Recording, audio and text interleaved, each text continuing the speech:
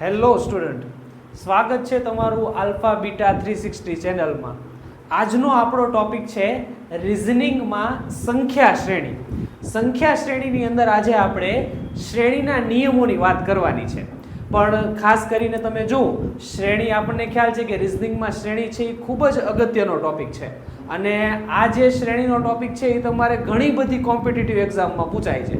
એટલે જો આ ટોપિક તમારે પરફેક્ટ તૈયાર કરવો હોય, જેથી કરીને તમારે કોઈ પણ પ્રકારની ભૂલ શ્રેણીના દાખલામાં ન પડે અને કોઈ પણ કોમ્પિટિટિવ એક્ઝામમાં આપણો એક પણ માર્ક શ્રેણીના દાખલાનો ન કપાય, તો એના માટે આપણે શ્રેણીના નિયમો વિશે ખ્યાલ હોવો જરૂરી છે। શ્રેણીના આવા 8 નિયમો છે, જેમાં આજે આપણે પહેલો નિયમ જોઈએ છીએ।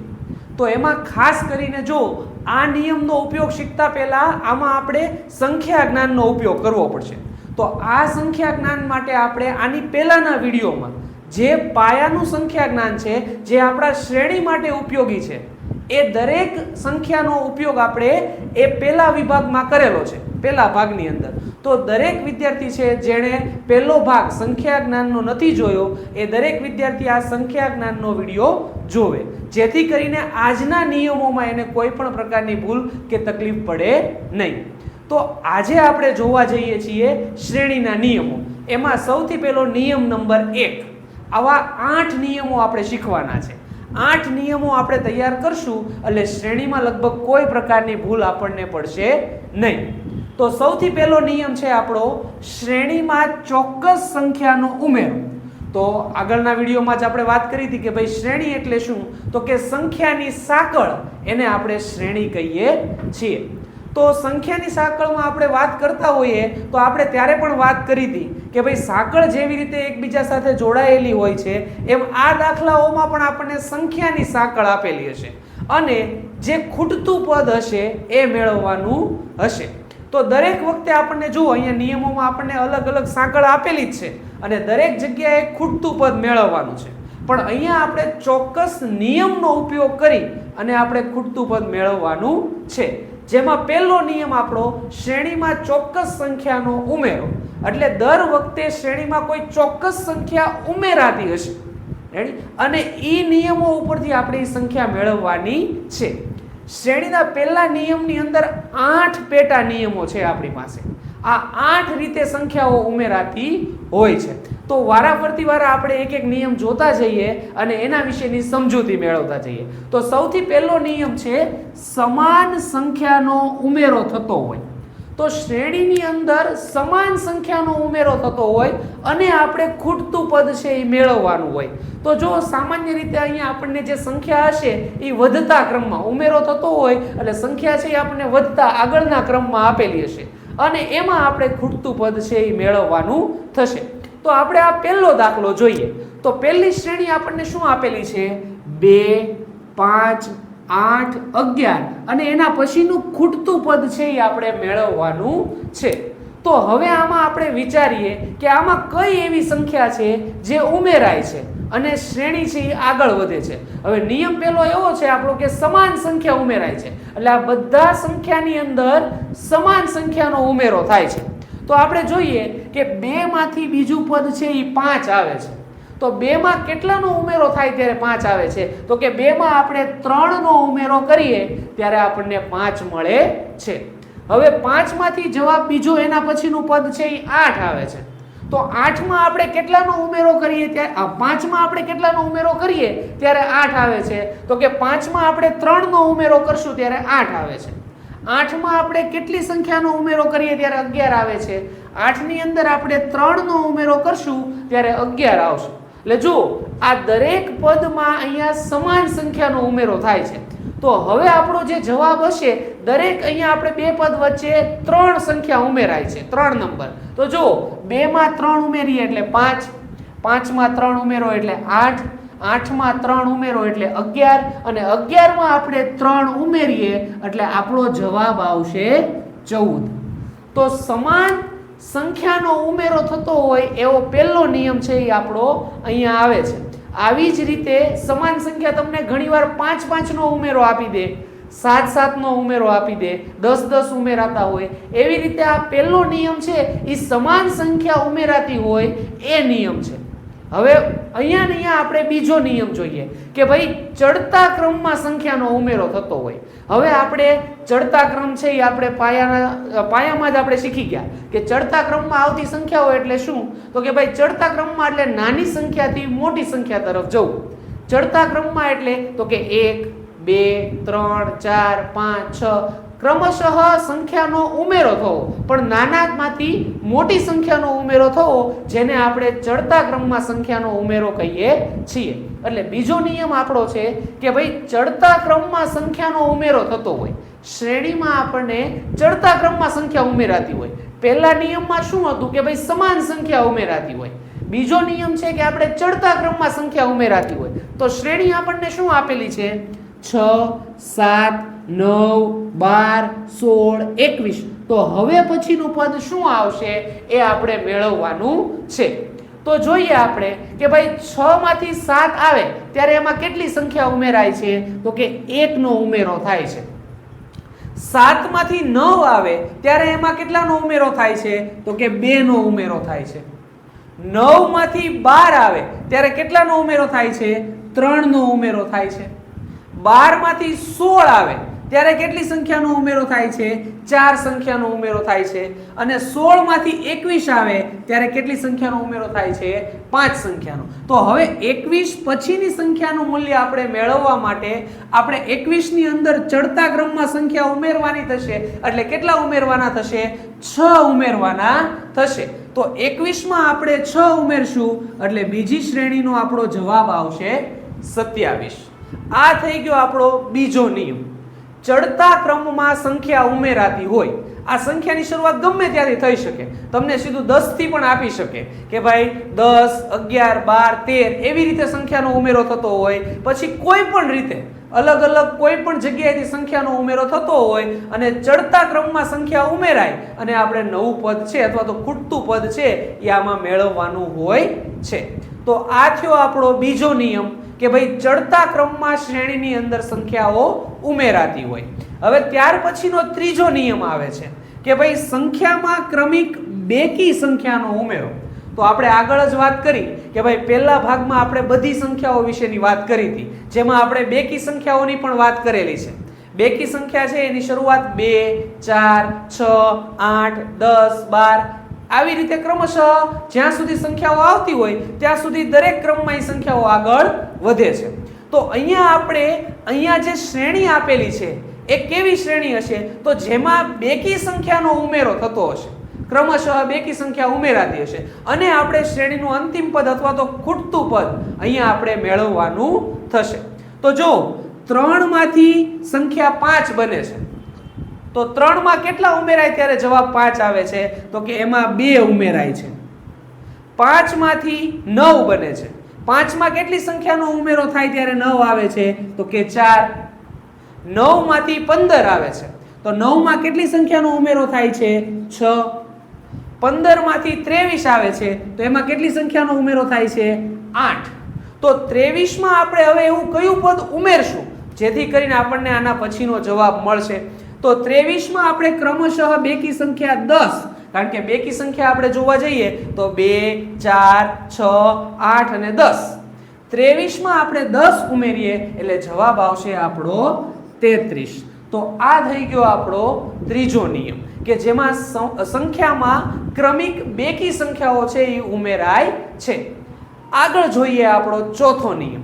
ચોથા નિયમની આપણે વાત કરીએ તો આની જેવો જ નિયમ છે, માત્ર ને માત્ર સંખ્યામાં બદલાવ છે. ત્રીજા નિયમમાં આપણે જોયું કે ભાઈ સંખ્યામાં ક્રમિક બેકી સંખ્યાનો ઉમેરો થાય છે. તો અહીંયા આપણે જોવાનું થશે કે સંખ્યામાં ક્રમિક એકી સંખ્યાઓ ઉમેરાતી હોય. તો બેકી સંખ્યાની આપણે વાત કરી 2 4 6 8 10 12 એવી રીતે. તો અહીંયા એકી સંખ્યામાં આપણે જોવા જઈએ તો 1 3 5 7 9 11 13 એમ ક્રમશઃ જ્યાં સુધી સંખ્યાઓ આગળ આવે ત્યાં સુધી એકી સંખ્યાઓ આપણે લખી શકીએ.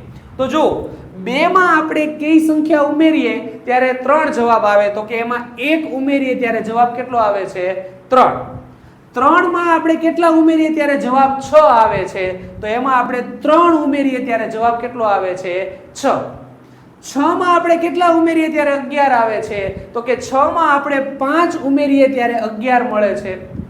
11 માં આપણે કેટલા ઉમેરીએ ત્યારે 18 મળે છે? તો કે 11 માં આપણે 7 ઉમેરીએ ત્યારે આપણને 18 મળે છે. તો જુઓ અહીંયા ક્રમશઃ એકી સંખ્યા ઉમેરાય છે. 2 ની અંદર 1 ઉમેરાણો એટલે 3 મળ્યા, 3 ની અંદર 3 ઉમેરાણા એટલે 6, 6 માં 5 ઉમેરો એટલે 11, 11 માં 7 ઉમેરો એટલે 18. તો ક્રમશઃ એકી સંખ્યા ઉમેરવાની છે. તો 18 માં આપણે આના પછીની ક્રમશઃ આવતી એકી સંખ્યા ઉમેરીએ તો 1 3 5 7 અને અહીંયા આપણે કેટલા ઉમેરશું? 9. તો 18 માં જ્યારે આપણે 9 ઉમેરીએ ત્યારે આપણો જવાબ આવશે 27.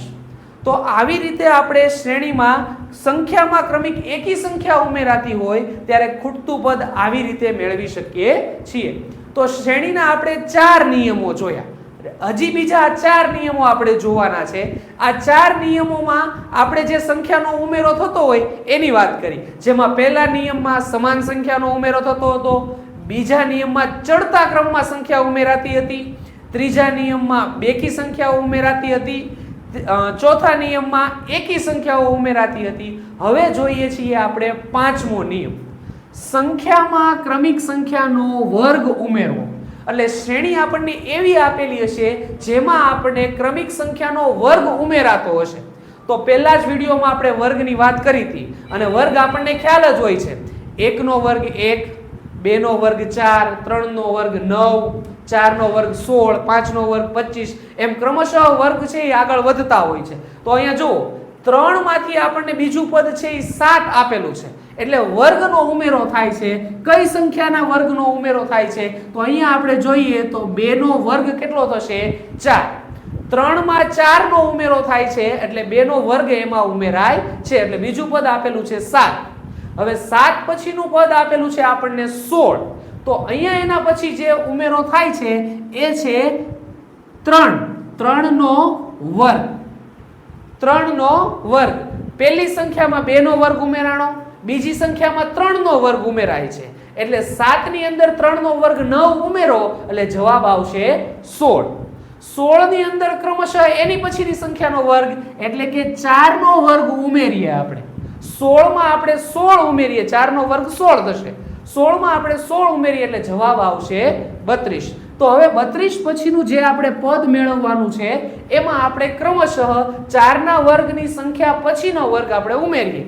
તો 4 ના વર્ગની પછીની સંખ્યા આવશે 5, 5 નો વર્ગ થશે આપણો 25.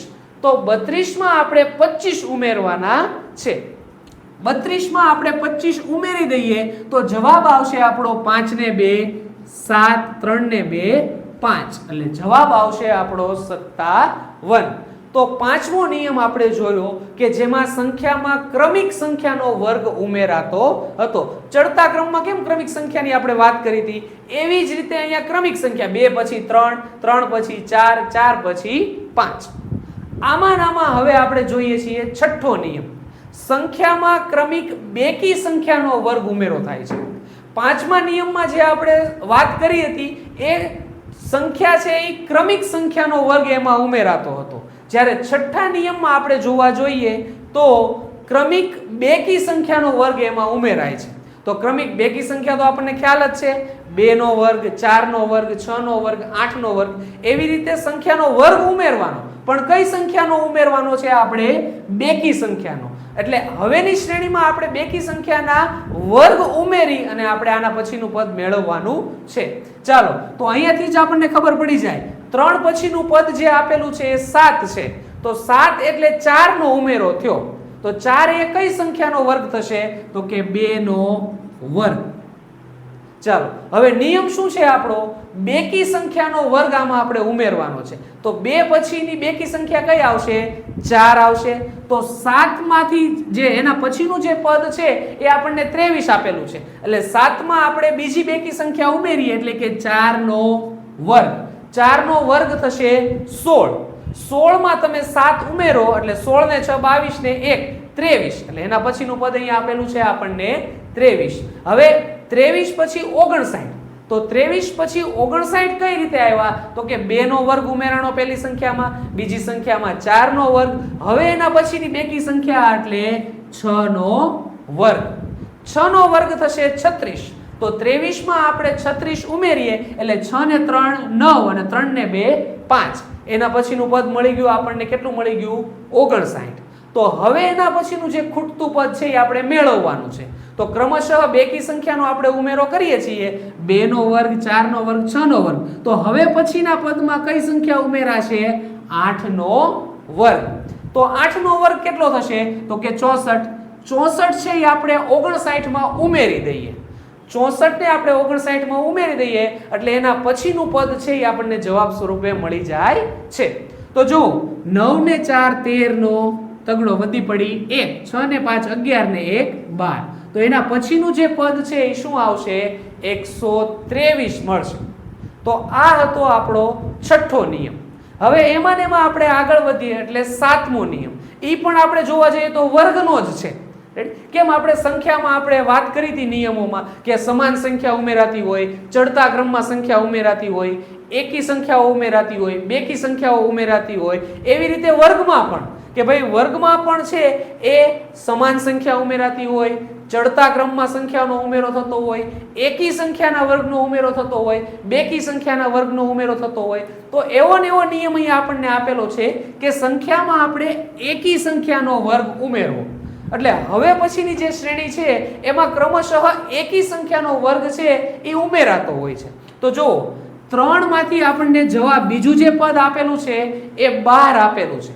તો 3 માં આપણે કેટલા ઉમેરીએ ત્યારે 12 મળે છે? તો કે 9 ઉમેરીએ.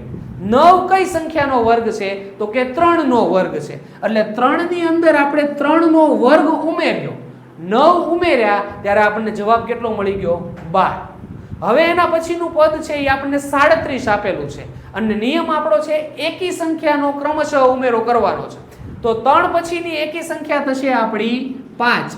એટલે આપણે 12 ની અંદર 5 નો વર્ગ ઉમેરીએ, 5 નો વર્ગ થશે 25. 12 ની અંદર આપણે 25 ઉમેરીએ તો 5 ને 2 7 અને 2 ને 1 3.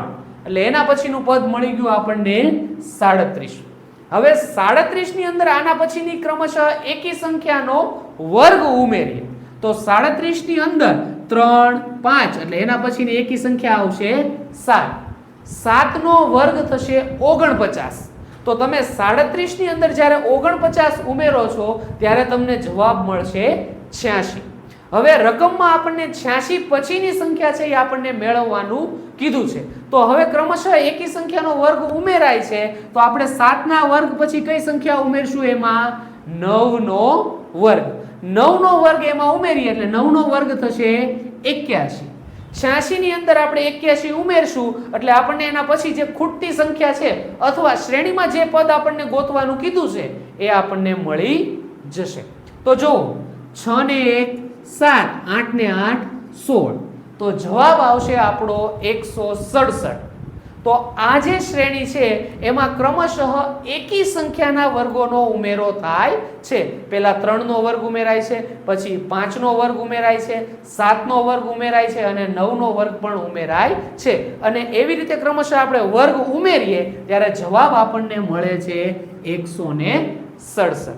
ચાલો એના પછીનો આપણે નિયમ જોવા જઈએ તો એના પછીનો છેલ્લો નિયમ છે આપણા માટે કે ભાઈ સંખ્યામાં ક્રમિક ઘન સંખ્યાનો ઉમેરો. તો આપણે વર્ગમાં પણ વાત કરી હતી કે ભાઈ ક્રમિક બે સંખ્યા ક્રમશઃ એક સમાન બે સંખ્યાનો આપણે ગુણાકાર કરીએ ત્યારે વર્ગ મળે અને એક જ સરખી ત્રણ સંખ્યાનો જ્યારે આપણે ગુણાકાર કરીએ ત્યારે આપણને ઘન મળે છે.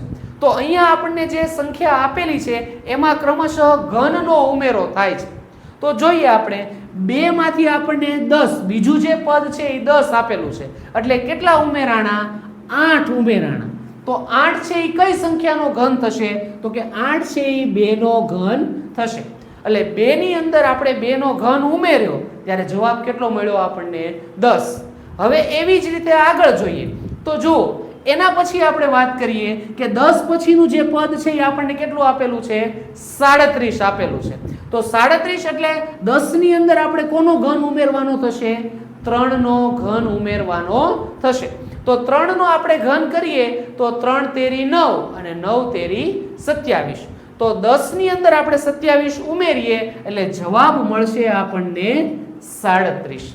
ચાલો 2 3 હવે એના પછીની સંખ્યાનો ઘન ઉમેરીએ તો કે 4 4 નો ઘન થશે 64. તો જ્યારે આપણે 37 માં 64 ઉમેરીએ ત્યારે આપણને એના પછીનું જે પદ છે એ આપણને મળે છે 101. 7 ને 4 11 નો એકડો, 6 ને 3 9 ને વધી પડી 1 એટલે કેટલો જવાબ આવશે 10. 101. તો ક્રમશઃ પહેલા 2 નો ઘન ઉમેરાણો, 3 નો ઘન ઉમેરાણો, 4 નો ઘન ઉમેરાણો. હવે પછીનું જે પદ આપણે મેળવવાનું છે એમાં આપણે કઈ સંખ્યાનો ઘન ઉમેરવો પડશે? તો કે 5 નો ઘન છે એ ઉમેરવો પડશે. તો હવે આપણને ખબર છે કે 5 નો ઘન થશે 125. તો 101 માં આપણે જ્યારે 125 ઉમેરીએ તો હવે પછીનું જે આપણે શ્રેણીનું પદ મેળવવાનું છે, જે આપણે જવાબ મેળવવાનો છે એ આપણને મળી જશે. તો જુઓ 5 ને 1 થશે 6, 2 એમનેમ આવશે અને 1 ને 1 થશે 2.